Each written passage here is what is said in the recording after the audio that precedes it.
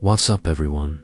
After the darkest face of organized evil, the Holocaust, we now journey to the artistic and refined world of Japan, to the Edo period. What would your life be like if you were born as a geisha, bound by discipline, grace, and strict rules? We will see that being a geisha meant not just being an entertainer, but a living representative of high art, music, and poetry. Let's explore my life through continuous training and the struggle for reputation in that splendid, yet isolated world of flowers and willows. Don't forget to like the video, and I truly enjoy reading your own what-if comments. Born as the daughter of a poor family, my life began with a debt when I was only 8 years old, and my fate delivered me to the rigid hierarchy of the Okiya geisha house. My family hoped that by selling me to the Okiya, I would at least have a warm home, but this was the price of my freedom. The Okiya became both a sanctuary and a repayment for a debt too large for me to ever afford. I was now a shikomi servant, with an uncertain future, forced to work off my debts. The joy of my childhood was replaced by the heavy household chores learned at an early age, absolute obedience to my superior okasan, and a tough discipline behind closed doors. My debt to the Okiya was the heaviest shackle that would bind me to the iron cage of art and elegance. The Okiya was not just a home for me, but a microcosm where my entire life unfolded. The exhausting routine, lasting from early morning until late at night, was spent on chores, serving the senior geishas, and memorizing countless manners. Even within the Okiya, there was a strict hierarchy. Okasan Mother Owner was at the top, followed by experienced geishas, Mako apprentices, and us shikomi at the bottom. Every movement, every word was observed. Even the smallest mistake resulted in severe discipline. The outside world remained behind the bamboo blinds of the Okiya. My world was confined within the limits of tatami mats and the debt ledger. My debt to the Okiya was like a constantly hanging sword above me. Without repaying it, taking control of my own life was impossible. The transition from childhood to the Mizushiro period, a type of commitment, and then to Mako. Apprenticeship was a challenging chain of rituals. As a Mako, I began learning the most fundamental and visible part of the geisha art, the elegance of dressing and makeup, the layers of heavy, colorful kimonos, the tight binding of the obi sash, and the specific kimono gait required retraining every muscle in my body. The most challenging was the process of covering the face completely with porcelain white makeup, leaving the neck area clean and white. This was the physical evidence that I was breaking away from my old identity and beginning to wear the mask of art, Mako. Life was the first and most dazzling, yet equally exhausting phase of my dedication to my art. To be a true geisha meant unending education. My days were divided between shamisen lessons, traditional dance practices, Nihon Bayu, elegant singing kuta and nagahuta, and the philosophy of the tea ceremony chado. Our art teachers were disciplined, aged masters, and the slightest wrong note or hand gesture would result in a long reprimand. The strings of the shamisen would make my fingers bleed, the dance practices would weary my feet, but this pain was the price of my mastery in art.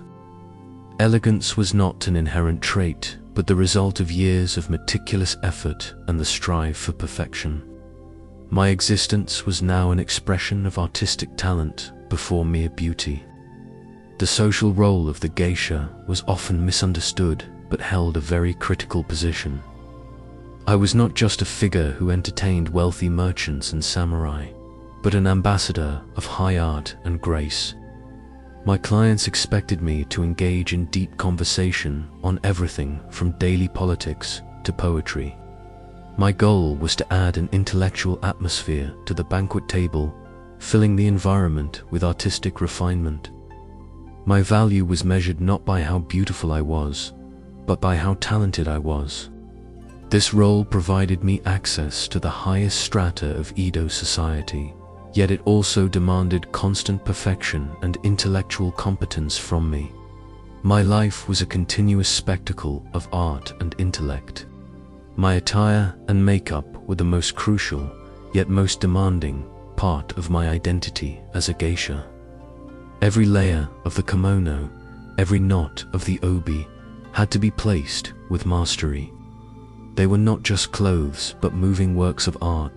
My hairstyle, especially the heavy Weshinobu style during Meiko, was fixed with special pins and remained undisturbed for weeks, making even sleep a torment.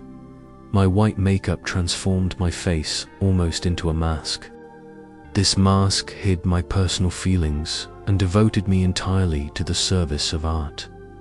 The weight of the kimono and the effort of the makeup were a physical reminder of the heavy responsibility I carried. My daily life was no different from a samurai's sword training. Every moment was meticulously planned and filled with discipline. I would start my practices early in the morning, aiming to perfect my instrument playing, my dancing, and my singing. Afternoons were devoted to learning the tea ceremony and etiquette. In the evenings, I would attend banquets at Edo's most prestigious tea houses. These banquets were my time for stage and performance. Every gesture, every smile, was part of a role thought out to the smallest detail. Even when the day's exhaustion ended at night, the next day's practices would keep turning in my mind. My existence was the product of a strict routine and endless discipline. As geishas, our most important privilege was the independence to choose our clients and patrons to a certain degree. I could choose to work with clients who respected my art and valued my intellectual richness, rather than just for money. My reputation was always my greatest capital. A geisha's earnings were directly related not to how attractive she was, but to how reputable and how masterful in her art she was. Gaining the respect of a wealthy merchant or a samurai was the first step in establishing a long-term patronage relationship. For me, business life was not just an art show, but a struggle to maintain and elevate my reputation among powerful and intelligent men. The legal status of the geisha was quite peculiar within the strict class system of Edo society. We possessed neither the superior privileges of the samurai nor the simple freedoms of the common peasants or merchants. My status, despite being respected as a high artist, was legally subject to strict restrictions. My travel, the specific attire I wore, and even some of my social relationships with non-samurai class individuals were regulated by law. While these prohibitions aimed to protect my artistic identity, they actually restricted my freedom of movement and individual choices. I was neither a free merchant nor a restricted peasant legally. I was a special class, caught between art and rule. For me, honor and reputation were my only assets. The geisha world was where gossip and scandals spread the fastest. A single misstep could instantly ruin years of hard work. Okasan always taught me that my reputation was more valuable than even my kimono. Therefore, I always had to display flawless grace, hide my emotions, and never cross my professional boundaries. My clients expected not only art, but also trustworthiness from me. If my reputation was shaken, my clients would leave, my debt to the okiya would increase, and my career would inevitably drift towards an end. My life was built upon a fragile reputation that had to be earned anew every day. The city of Edo, today's Tokyo, was my stage. But this city was governed by a strict hierarchy, from samurai to itinerant vendors. The places I worked most often were the wealthy tea houses where merchants prospered and samurai discussed their political power. As a geisha, I was a respected observer within this hierarchy, but not one who belonged to it. I had to know the etiquette, political leanings, and tastes of every class. My clients, being from the samurai class, meant that I constantly had to feel the presence of swords and their fragile pride while speaking with them. My grace depended on my ability to carefully dance among the social strata of that city. Our world was known as Keryokai, the world of flowers and willows. This was a closed, secret, and elegant social structure created by geishas and the entertainment sector. This world operated with its own rules, its own language, and its own traditions. Although we lived in this world of numbers, due to the numbering system clients used to call us, there was strong solidarity and sisterhood within this world. When I left the other geishas and Meiko became my only family. Karyukai, while it might have looked like only grace and entertainment from the outside, was a domain where a strict work ethic and artistic competition reigned within. The beauty required by my art came with a great physical burden. The heavy, silk kimonos and thick obis constantly put pressure on my body. My white makeup constantly irritated my skin. I had to perform secret rituals late at night to cleanse and heal my skin. The greatest danger was the constant necessity to stand during long practices and banquets. My feet and back were perpetually aching. Medicine, at the time, was inadequate to cure these occupational illnesses. The grace of being a geisha was built upon physical sacrifice and hidden pain. Although I looked flawless from the outside, my body was slowly paying the price for this beauty. Love and relationships meant a complex and dangerous dance in my life. Although we geishas were allowed to have relationships outside of marriage, these relationships were often based on financial support, dana, rather than emotional connection. A dana was usually a wealthy businessman or noble who helped me pay off my debt and supported my career. True love was a rare and dangerous luxury in this world. Making an emotional investment could jeopardize my professional reputation. My role was to play the perfect companion and confidant that my clients needed. I had to bury my own emotions deep within. For me, romance was as distant as an elegant flower in a kimono pattern. The geisha world was an arena of continuous and fierce artistic competition. Okiyas competed with each other to attract the best banquets and the wealthiest clients in the city's most prestigious tea houses. Geishas from rival okiyas would observe my art down to the finest detail, instantly noting even the slightest mistake. While this competition constantly pushed me towards perfection, it also brought with it great loneliness. Failure was not just a personal loss, but a shame that would diminish the reputation of the entire okiya for me. Competition was not just a performance, but a constant battle for survival and artistic superiority. The shamisen was my voice and my soul. This three-stringed instrument was the means to express all my emotional and artistic talent. Initially, it was very difficult and painful to play, but over the years, the shamisen came to life in my hands. The songs and melodies I presented to my clients aimed to make them forget the burdens of their daily lives. Especially the melancholic and nostalgic kuta melodies were the most deeply felt moments of the banquets.